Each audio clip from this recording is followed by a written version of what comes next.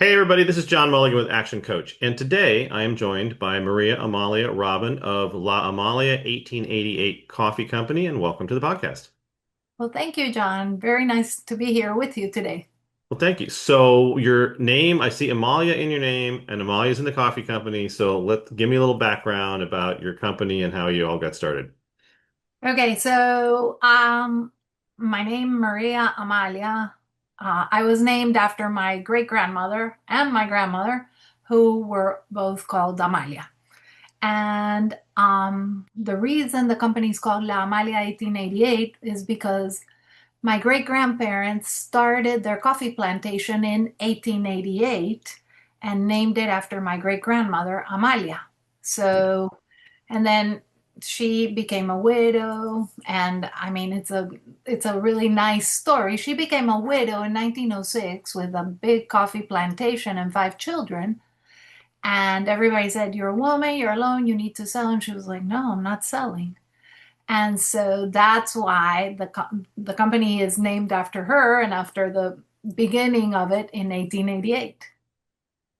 That's a great story. So I believe you told me that they've been around. So when did the plantation get started? So that's So what happened is the family's been in coffee for 200 years in Colombia.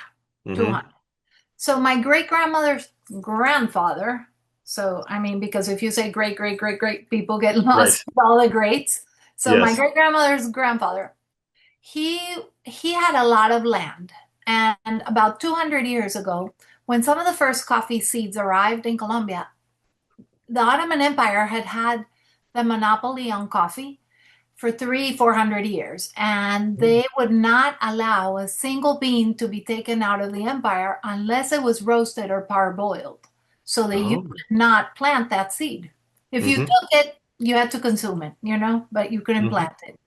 So when some of the first beans started arriving in Colombia, nobody knew how to plant it. Nobody knew what altitude, how much distance in between plants, whether it needed fertilizer, shade, no shade, nothing.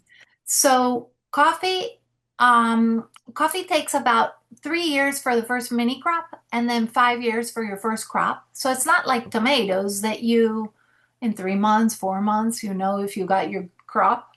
hmm I mean, it takes a long time. So one of my ancestors, like I was saying, Pedro Vázquez Calle, the grandfather of my great grandmother, he spent 15 years doing trial and error in different altitudes trying to figure out how to plant coffee until he Wow. finally figured it out. Because he knew that coffee was being consumed in Europe and North America and that it was, the new craze. But again, nobody knew how to plant it. So that's why, yes, the family's been in coffee for 200 years. That is so fascinating. And I didn't realize the Ottoman Empire had a monopoly on that. That's kind of interesting to know. So Oh, yeah. somebody broke a rule somewhere and got those beans out. Yes.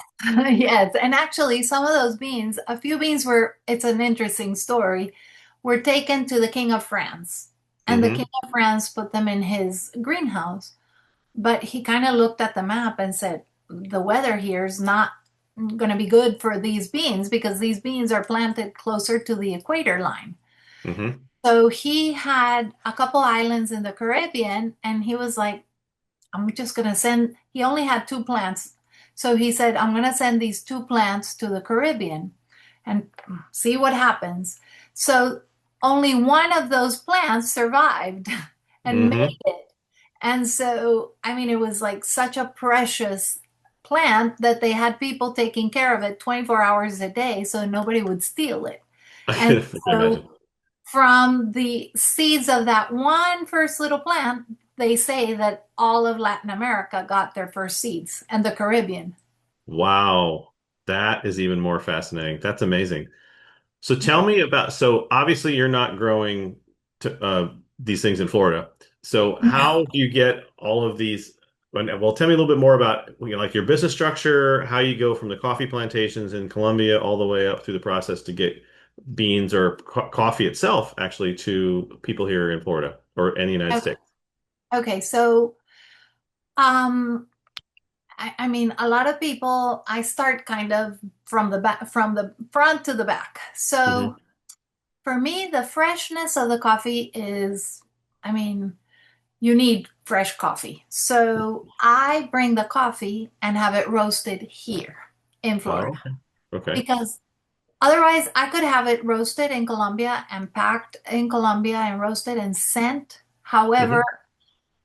I mean, that just takes a lot of time. The containers are, I mean, they go up and down different climates, then on a ship, then, I mean, so you wasted some of the precious freshness time, but you're Hmm. also altering all the temperature.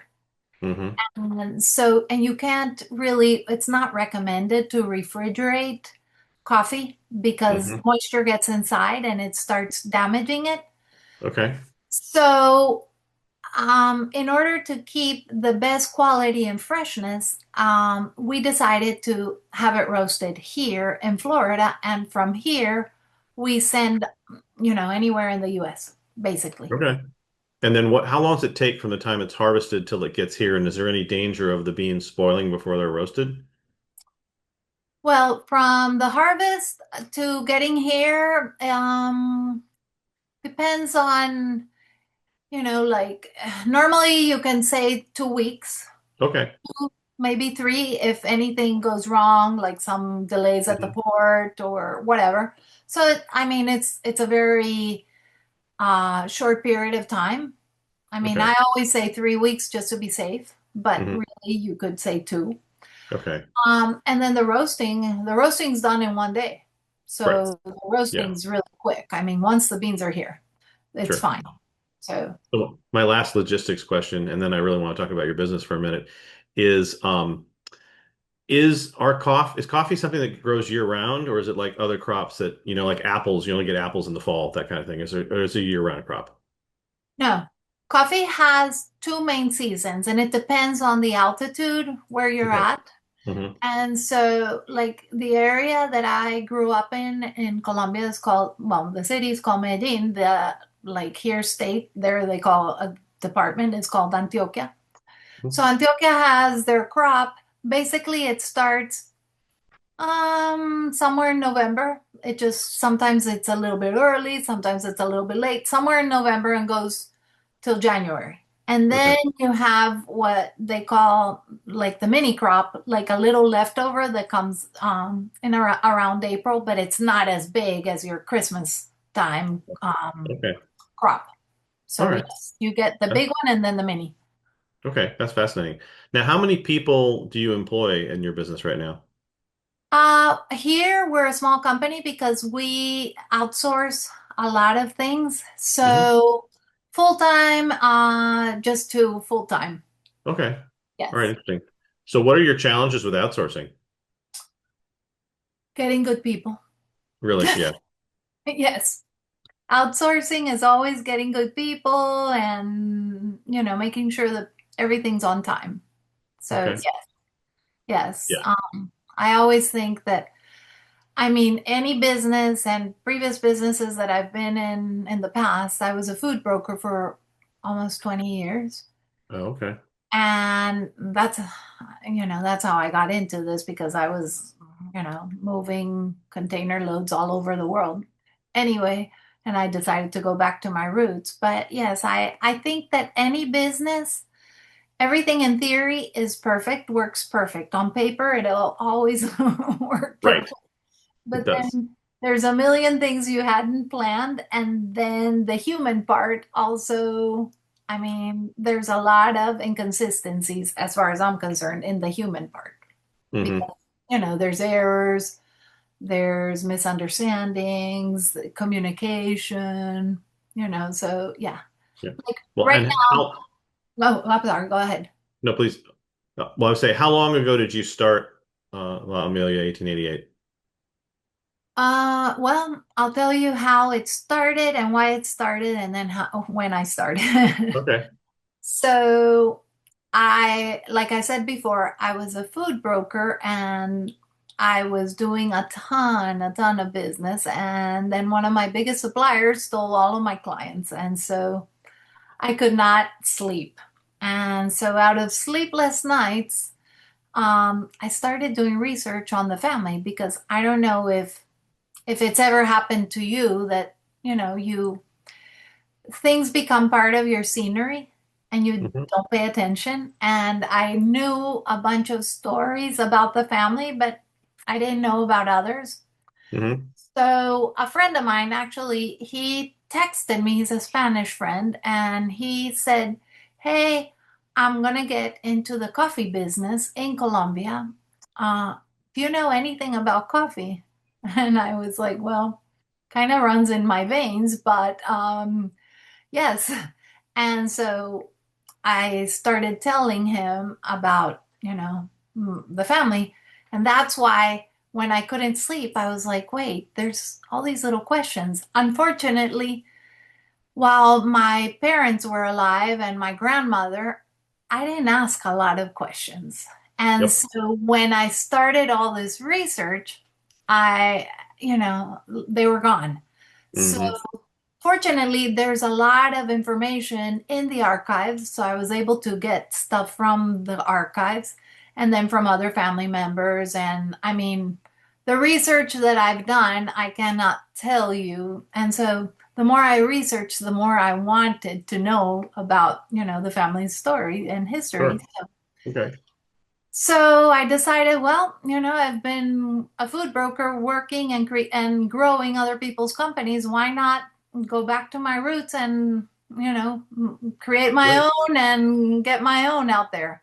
Perfect. So I wasn't looking for it, and it just happened to kind of fall into place. And today I'm actually very grateful that that supplier of mine stole all of my clients because this all Yeah. happened because of that. So, yes. I was, yes, I was just having a conversation with somebody earlier about how plans can change, and sometimes you just don't see it at the time, but it ends up being a good thing. So that's good.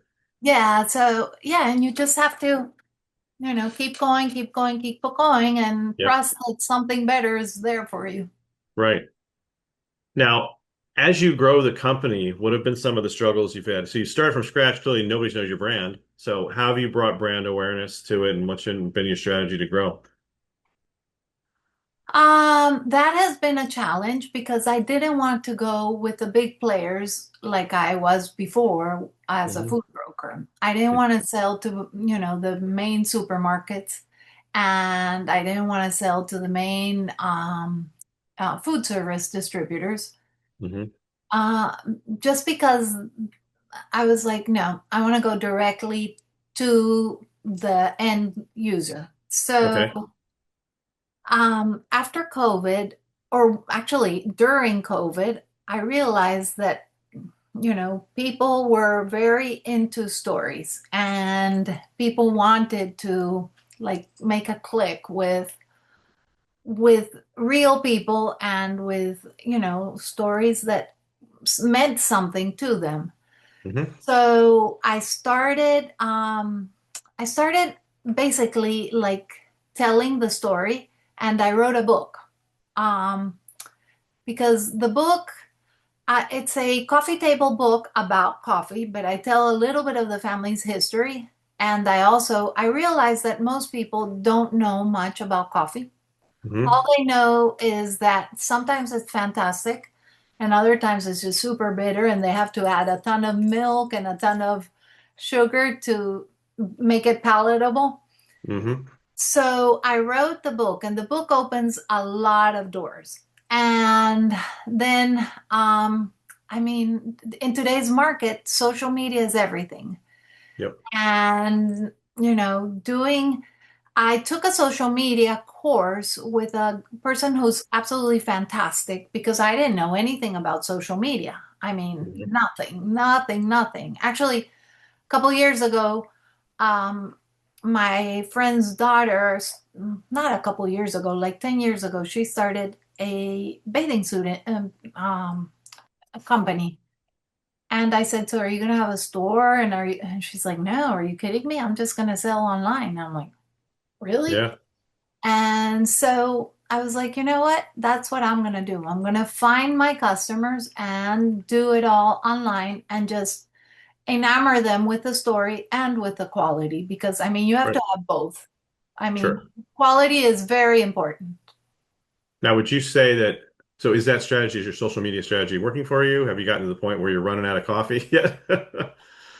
Well, we still have some, so I'm glad to say that we haven't run out. But Okay, yes, yes, I mean, good. definitely. And social media and brand consistency and continuous posting and continuous, I mean, it all, people start, and also, again, quality, hmm because hmm you can't change the quality, Now, you know? before we started this call, I know you also, in addition to social media, which means you sell online, we'll get to your website here in a minute so people can come order from you. But you also, I know, are in certain restaurants and coffee shops and things like that. So what's your strategy been to get into those? And you can plug the one that we were just talking about earlier if you want to. But what's been your strategy to get into and to actually sell directly to vendors like that? Well, like for instance, the Crumb Factory here, which is a local bakery, Mhm. I was introduced to them by the Chamber of Commerce. So, I went, met with them, I liked them, and I said, well, let's give it a shot. And Okay. then some of the other places I've just walked in, not even like thinking, oh, I'm going to target this person as, or this company or this bakery or whatever. I'm not, but, like I'll give you an example. There's a little ice cream shop, and I love the ice cream shop. Not that I should be there, but anyway, the owner Who I doesn't saw, like ice cream? right, right. And so the owner had a sign that he sold coffee. And I'm like, I just happened to ask him, I'm like, what coffee are you selling? And how much coffee do you sell? And anyway, so one day that I went back, I took him a sample and hmm he loved it. And he's like, can I sell your coffee here? It wasn't me selling to him. He was like, Sure. oh, this is fantastic. Can I sell it here? So a Good. lot of them have been just places that I've walked in, like the place, or it's a place that I go continuously, and I just happen to say, "Hey, would you be interested?" And that's where, or how it starts. Let's put it that way. Very nice. Very nice. That's a great story actually, because you see so many coffee shops around, and I've always kind of wondered where they get their coffee. So I have no idea. Right. I mean, other Yeah. than Starbucks, you know where they get their coffee, but everybody else, yeah, it's hard to know, right? Right. Right. So yeah, that's interesting. Um, so what is an area of marketing that you would do? Well, let me ask you this. Would there be anything different that you would do now that you've been in business for a few years and, is anything like that that you would change?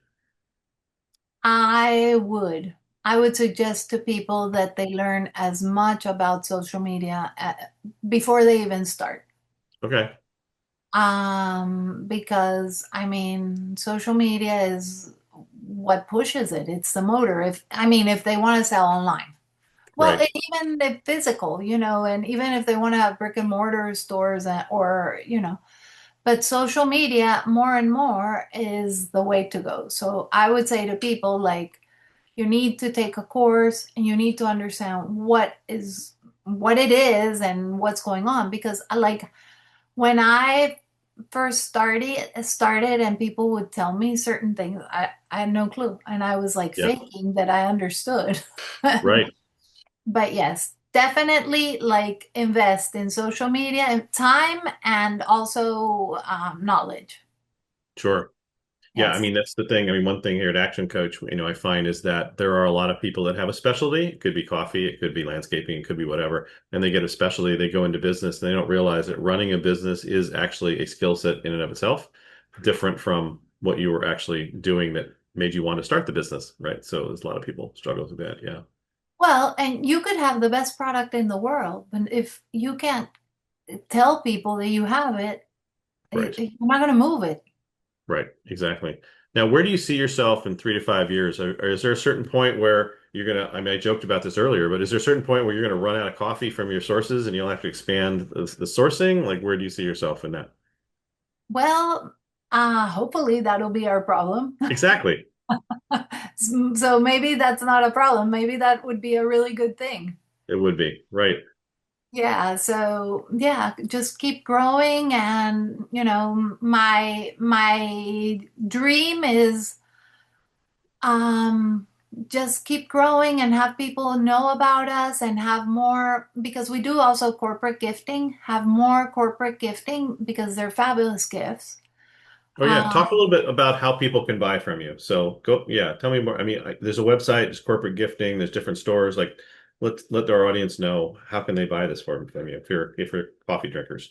Okay, so if you're coffee drinkers and then you're in the, well, just go to the website. It's www.la Amalia 1888.com. Okay.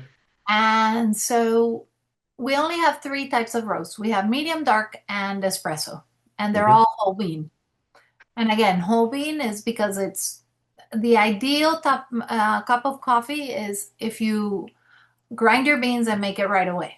I mean, Okay. it's going to be way fresher than if it's ground because once you grind it, it starts losing flavor. Okay. So even if it's in an airtight container, and I mean, you're still losing. And Hmm. so anyway, so you can go to the website and see the different types of coffee. You had Um, a box. Did you want to show that box? I thought that oh box yeah. was cool. So we have different types of boxes. I'll show you one that's one of my favorites. This was the first box that we came out with. And for instance, right now we're promoting it for Father's Day. So it's a black box, foil stamped in gold. And hold on just a second. So it has the stamp. Oh, very nice. Thank you. And so you get 2 bags of coffee.